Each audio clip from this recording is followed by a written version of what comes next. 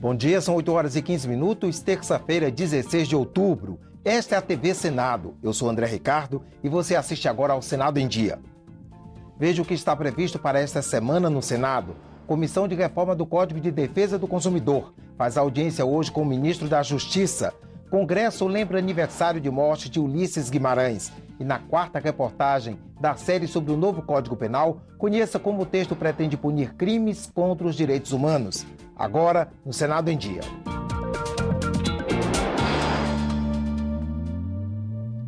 Decisões da CPI do Cachoeira, mudanças no Pacto Federativo, votação de medidas provisórias. Os repórteres Dante Ascioli e Tiago Tibúrcio contam o que está previsto para esta semana no Senado.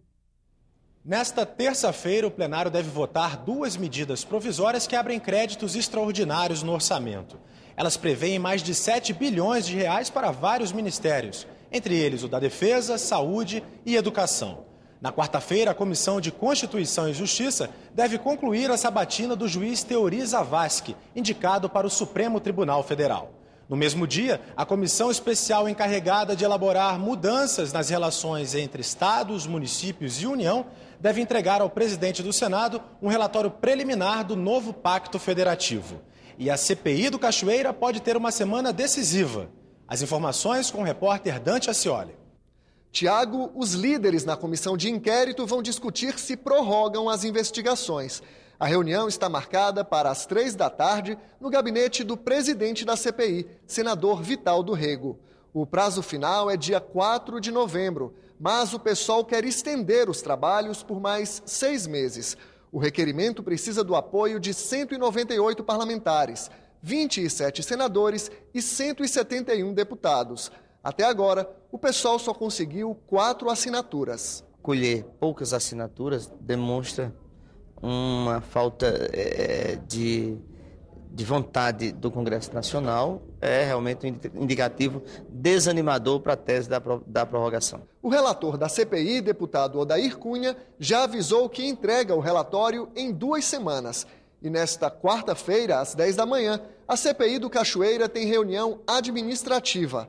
Na pauta, mais de 500 requerimentos de convocação e quebras de sigilo. Confira agora a agenda das comissões do Senado para amanhã desta terça-feira. Audiência pública na Comissão de Direitos Humanos. Em debate, as demissões das montadoras de veículos. Entre os convidados estão representantes do Ministério do Trabalho, de empregadores e de sindicatos. A Comissão de Educação tem projetos em pauta. Um deles estabelece limites no número de alunos por sala de aula. Na primeira parte da reunião, a Comissão de Meio Ambiente, Fiscalização e Controle debate a unificação da entrada de dados dos portais da Transparência da Copa de 2014 do Senado e da Controladoria Geral da União. Depois, a comissão analisa projetos. Entre eles, está o que prevê que doações de pessoas e empresas para atividades de reciclagem possam ser deduzidas do imposto de renda. A Comissão de Assuntos Econômicos está prevista para logo mais às 10 horas da manhã. Quem traz informações sobre a pauta da comissão é a repórter Mariana Abreu, que está ao vivo no Túnel do Tempo daqui do Senado. Bom dia, Mariana. Bom dia, André. 1 mês. Esse é o tempo máximo que a seguradora pode ter para pagar indenização no caso de morte ou invalidez permanente do segurado. O projeto que fixa esse prazo está na pauta desta terça-feira da Comissão de Assuntos Econômicos. O objetivo da proposta é proteger os cidadãos dos abusos cometidos por essas empresas de seguro de pessoas. Quem desrespeitar o prazo paga multa de 10% ao mês sobre o valor total da indenização devida. Vale lembrar que o tempo só começa a correr a partir da entrega dos documentos que comprovem a ocorrência do sinistro. Ainda na pauta da comissão, outros 12 itens, entre eles o projeto que autoriza a União a adotar operações especiais de crédito para ações de socorro, assistência às vítimas, restabelecimento de serviços essenciais e reconstrução de áreas atingidas por desastres naturais. André? Obrigado, Mariana. A comissão temporária criada para revisar o Código de Defesa do Consumidor realiza audiência pública daqui a pouco às 9 horas. Entre os convidados para opinar sobre as alterações estão o ministro da Justiça, José Eduardo Cardoso, e o ministro do Superior Tribunal de Justiça, Herman Benjamin. Ele foi o presidente da comissão de juristas que examinou o tema. O Congresso Nacional lembrou ontem o aniversário de morte de Ulisses Guimarães. Parlamentares homenagearam o político, que ficou conhecido como Senhor Diretas e teve papel de destaque na Assembleia que elaborou a Constituição de 1988. Políticos, parentes, amigos e admiradores lembraram a vida política de Ulisses Guimarães, 20 anos depois que ele desapareceu no mar após a queda do helicóptero em Angra dos Reis. Os PMDBistas compareceram em peso para homenagear o fundador do partido. Reverenciar e rememorar a figura do Dr. Ulisses Guimarães é rememorar e reverenciar o Brasil novo, porque afinal o Brasil nasceu juridicamente em 5 de outubro de 1988 e nasceu, vou dizer uma obviedade, uma trivialidade, mas nasceu um Estado democrático. Todos os partidos políticos hoje reverenciam a história, a memória de Dr. Ulisses Guimarães. 20 anos sem Ulisses, mas o legado dele continua vivo, entre nós e entre a política brasileira. Ulisses Guimarães nasceu em 1916, se formou em Direito, mas sua vocação era a vida política. Um orador exemplar, um incansável defensor da democracia. Os discursos lembraram os episódios em que Ulisses lutou contra a ditadura militar, como no movimento pelas eleições diretas e na negociação da abertura política.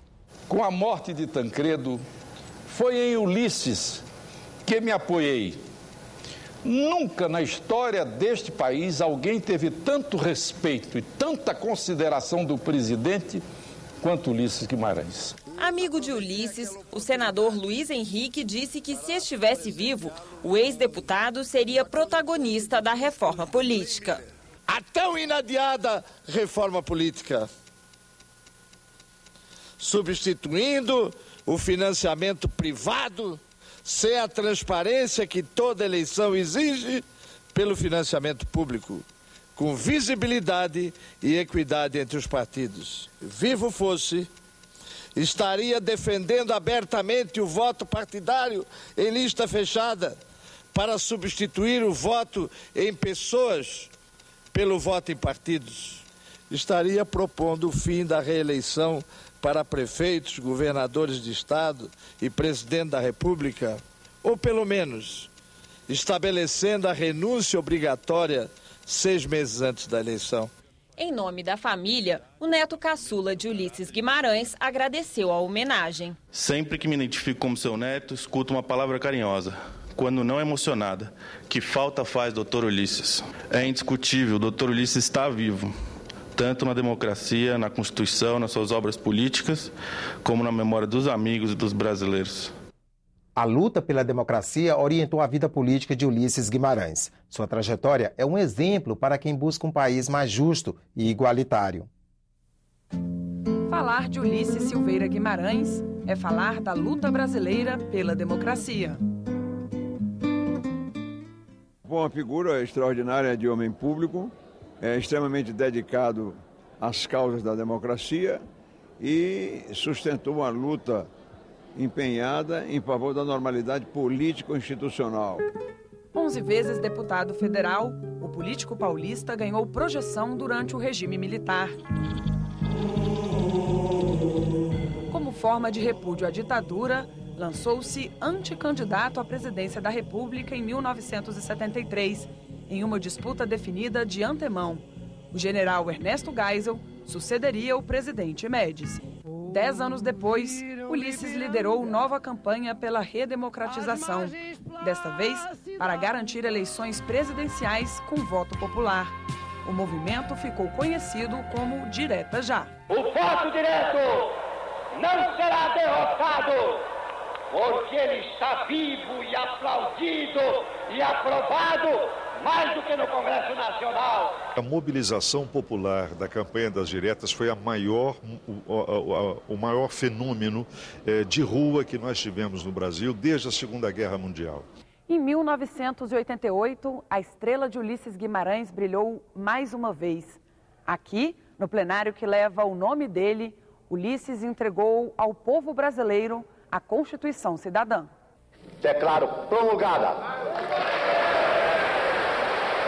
o documento da liberdade, da da dignidade, da democracia, da justiça social no Brasil. Há 20 anos, em 12 de outubro de 1992, o mar levou Ulisses. Como presidente da Casa, mantive contato com as autoridades do Ministério da Aeronáutica, recebendo há poucos instantes a notícia desalentadora, confirmando já a identificação dos corpos do deputado Ulisses Guimarães, do senador Severo Gomes, de dona Mora Guimarães e de dona Henriqueta Severo Gomes.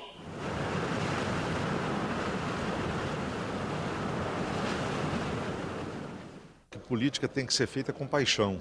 E o doutor Ulisses tinha consciência plena disso e não escondia de ninguém. Ele tinha paixão pelo que fazia na política.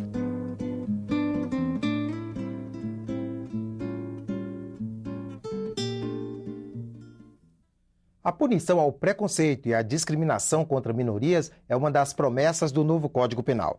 Na quarta reportagem da série sobre a nova legislação, conheça as propostas que querem evitar que não fiquem impunes casos como o que você vai ver agora.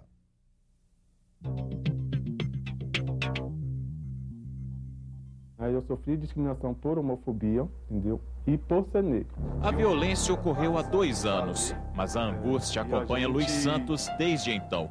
Ele e o companheiro foram agredidos por policiais militares durante a parada gay de Taguatinga. Passou a viatura e veio até a mim, meu companheiro, já nos agredindo, entendeu? Dizendo se as duas bichinhas, uma tá com o ciúminho do outro e dando de bofetada na minha cara e dando bofetada no meu companheiro de cacetete. O drama de Luiz não é fato isolado. Milhares de homossexuais e negros sofrem preconceito e agressões físicas e psicológicas no Brasil. Os índices são alarmantes. A gente tem aí os dados do Grupo Gay da Bahia, né, que informa que todos os dias a gente tem um homossexual, a gente tem uma travesti, uma lésbica sendo assassinado no Brasil. A morte que não é noticiada, ela acaba não contando no relatório, né? Mas a gente tem mais de 278 pessoas assassinadas LGBT sendo mortos, né, por ano no Brasil. O Mapa da Violência 2011, Jovens do Brasil, do governo federal, revela que 26 mil jovens foram vítimas de homicídio em 2010.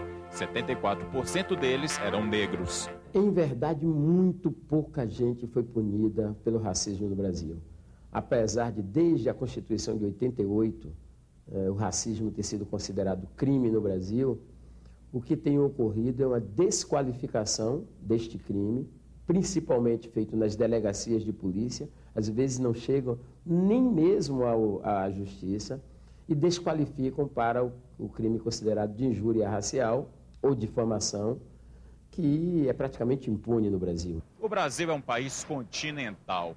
A diversidade da população brasileira traz desigualdades sociais que podem resultar em preconceito contra minorias, sentimento que muitas vezes estimula crimes cruéis. O projeto do novo Código Penal insere em seus artigos uma importância aos direitos humanos que não existe na atual legislação.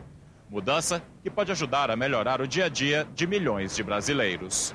Evidentemente que um tipo penal, repudiando essas práticas odiosas, fará com que haja uma prevenção, haja um conhecimento da população que esse tipo de conduta não é mais tolerada.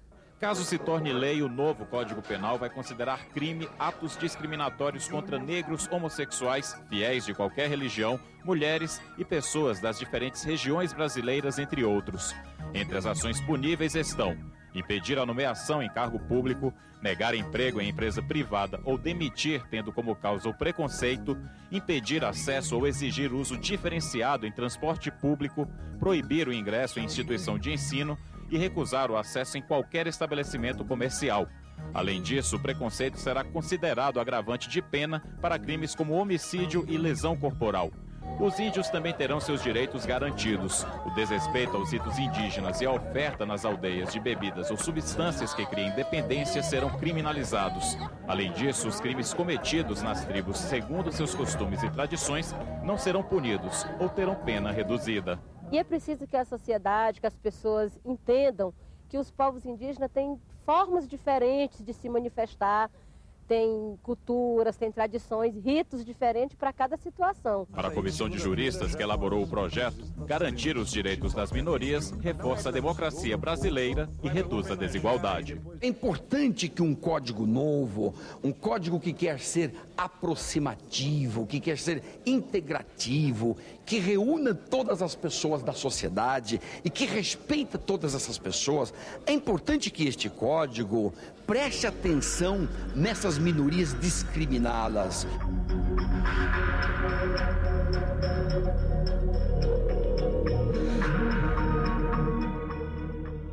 E como o novo Código Penal vai identificar e punir os chamados crimes virtuais? Veja amanhã na última reportagem da série sobre a nova legislação que está sendo discutida pelo Senado. O Senado em Dia termina aqui. No decorrer da manhã, você acompanha outras informações nos boletins do Senado Agora. Enquanto isso, continue assistindo a nossa programação.